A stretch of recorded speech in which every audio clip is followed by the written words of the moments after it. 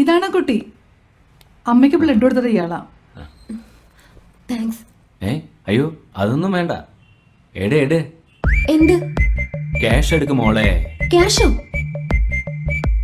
Yes, cash, മണി, Indian rupee, പണം.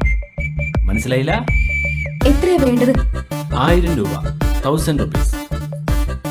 ഒന്ന് നിൽക്കൂട്ടോ, ATM പോയിട്ട് വരാം. ഓക്കെ.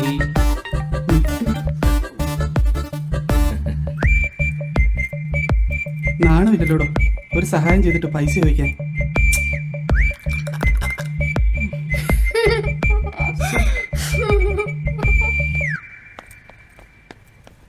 ഡോ ഒന്ന് നിന്നേ.